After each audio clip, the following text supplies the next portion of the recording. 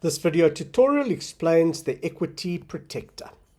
Right, so the equity protector is there to protect your capital in case your hedge doesn't kick in. Now, the only reason why your hedge wouldn't kick in is because if you've used high risk settings and the robot can't open a hedge because you don't have enough equity in your account. So to protect your account, we've developed what is called the equity protector that will then close out all your trades at X percentage drawdown and protect X percentage of your capital. Okay, so where it says here, close all trades when drawdown equals X percentage, I like to keep mine at 65%, and that means that when my drawdown is 65%, what will happen is the equity protector will kick in and I will lose 65% of my capital and I will protect 35% of my capital so that I can carry on trading.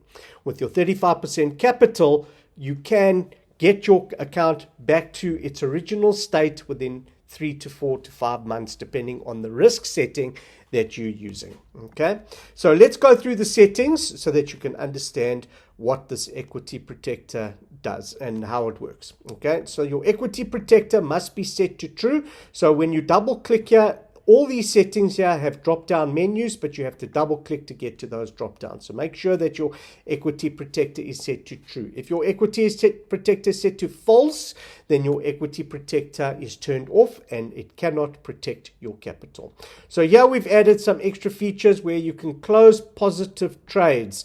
And if you've got positive trades, so let's say you reach an equity, your drawdown reaches 65%, and you the pair that you're trading is trending, what you can opt for is you can opt to leave your positive trades open. So if you set your positive trades to false, it means that all your positive trades that are in plus and in blue will be left alone, and only your negative trades will be left to close. Okay, that's if this is set to true. So if your close negative trades is set to true, then only and this is set to false, then only your trades that are in negative will then close out, and you will then hold those trades that are blue, which is a very nice feature.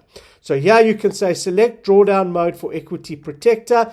Here you can choose what you want. You can either have chart drawdown or global drawdown. So previously what it was set to global, but now you can set it to chart specific as well. So if you want your chart let's say you only want your chart to reach a drawdown of 20%, then you'll change this to chart drawdown, and you'll change this to when your drawdown reaches 20%, close out either all your trades for that chart, or close out only your negative trades, or both negative and positive if these are both set to true. Okay, and then over here you can either leave the robot on the chart, or you can remove it when the equity protector kicks in. So when the equity protector kicks in, either your robot will remain on the chart, or it will be removed off the chart.